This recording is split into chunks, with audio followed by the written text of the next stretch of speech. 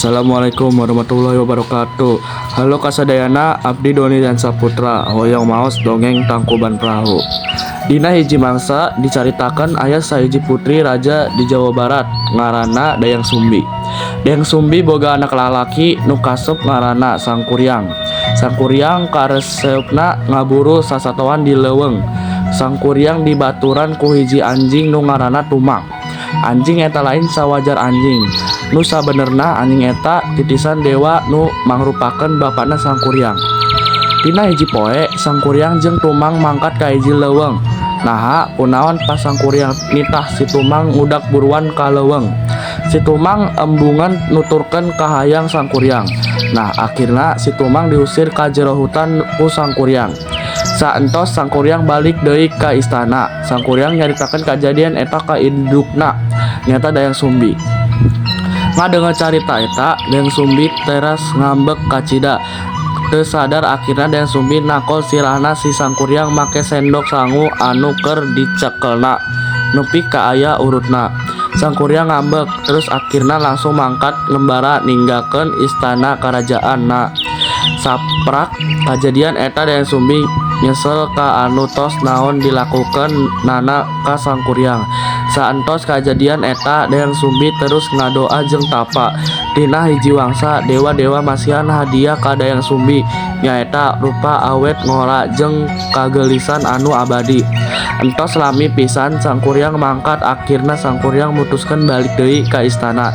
Saentos nepi ka istana Sangkuriang ninggali kerajaan eta teh tos beda pisan. Didinya oge Sangkuriang ninggali aya hiji awewe anu gelis kacida nu teu lain padahal mah indukna. Ningali tina kagelisanana akhirna Sangkuriang niat rek ngalamarna.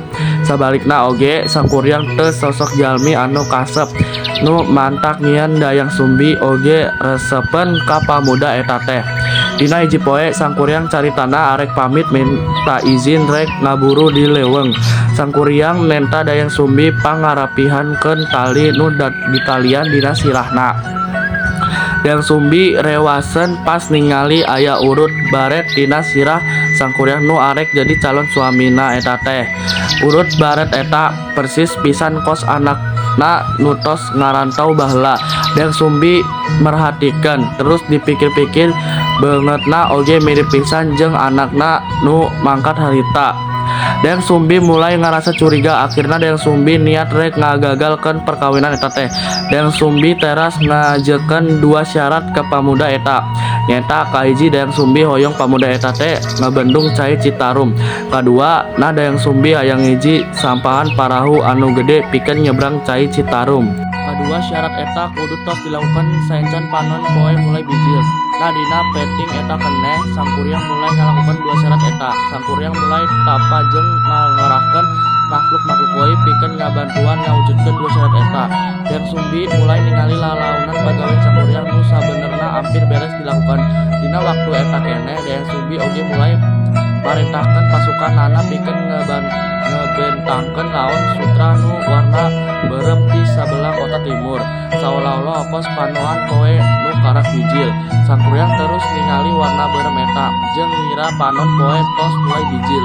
Sangkuriang akhirna teu jadi neruskeun pagaweanana.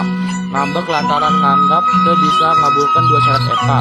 Make kakuatanana akhirna Sangkuriang ngabobol bendungan anu entos di Jiena.